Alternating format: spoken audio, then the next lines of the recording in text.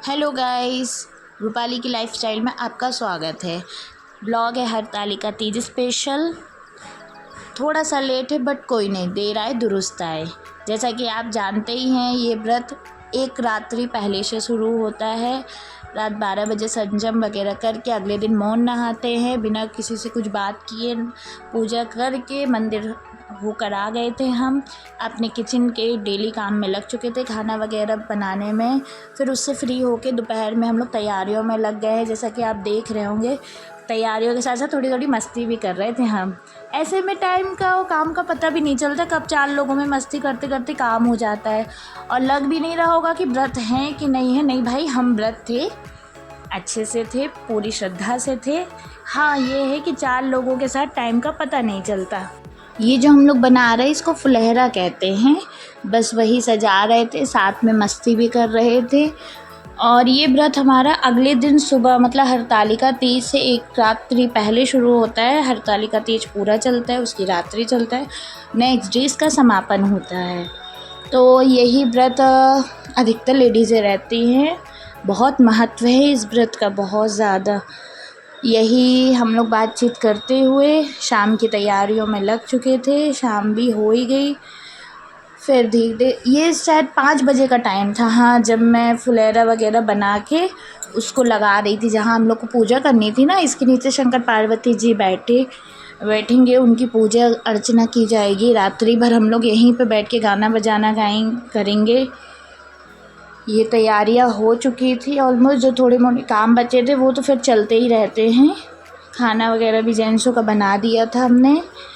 और यहाँ हम तैयारी करने के बाद ऊपर आ गए थे रेडी होने के लिए। ये देखिए मेरा फुल लुक तीज स्पेशल मैंने खुद क्रिएट किया है, किसी की हेल्प नहीं ली। कैसे लग रहे हैं हम, बताइएगा ज़रूर।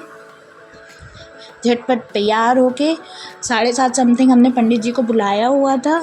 रेडी होके 7:30 बजे हम नीचे आ गए थे, मतलब अपने रूम से नीचे। तो यहाँ हम आलता लगा रहे थे।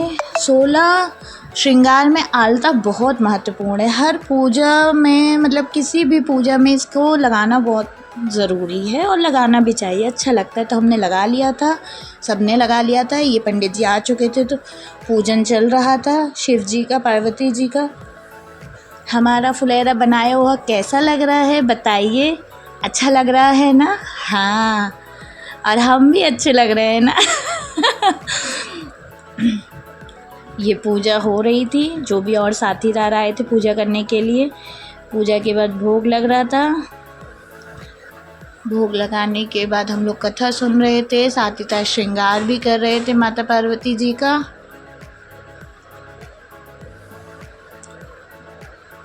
कथा हो रही थी। कथा होने के बाद हवन, हवन के बाद आरती। लो जी भाई, आरती भी होने लगी। जय शिव ओमकारा। आरती हो चुकी थी। हमने थोड़ी देर यहाँ बैठे, खाली नहीं छोड़ते, रात भर बैठे रहता है, कोई ना कोई दीपक जलता है, अखंड दीपक रहता है तो वो जलता रहता है। फिर काम करने के बाद थोड़ी सी मस्ती तो बनती है। इसी दिन का तो इंतज़ार करते हैं, दिन क्या रात का इंतज़ार करते हैं, इसी रात का कि कब वो रात है कब हम लोग मस्ती करें। फिर यहाँ पे बारी आई हवन देने की। यहाँ हम लोग चारों पहर का हवन देते हैं। तो बस मध्य रात्रि हवन दे रहे थे सब लोग। देख रहे चेहरा कैसा लग रहा है, सूजा सूजा, सूजी सूजी आँखें। कभी कभी थोड़ा सा गा लेते हैं, बट चलिए आगे बढ़ते हैं। तो ये हवन दे रहे थे। हाय रे आँख मेरी। सुबह 4 बजे सारे काम निपटा के नहा लिए थे। सबने घर पे नहा लिया था, बस पूजा की तैयारी चल रही थी, भोग बन रहा था।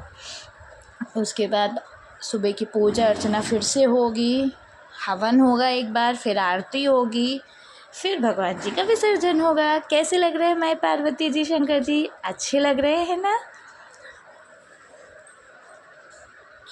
ये देखिए अब हम लोग इनको झूला झुलाएंगे। झूलो नंदी लाल, झुला दे मैया पालना। बस ऐसे ही उनका विसर्जन करते हैं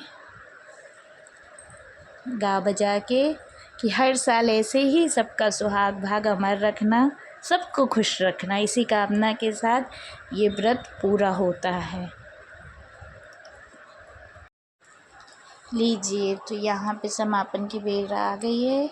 बस सबको खुश रखिएगा भोलेनाथ, यही कामना के साथ आज का ब्लॉग एंड करते हैं। अगर आपको मेरा ब्लॉग अच्छा लगे तो प्लीज़ लाइक कीजिए, कमेंट कीजिए। जिनने भी सब्सक्राइब नहीं किया प्लीज़ सब्सक्राइब कीजिए। बाय।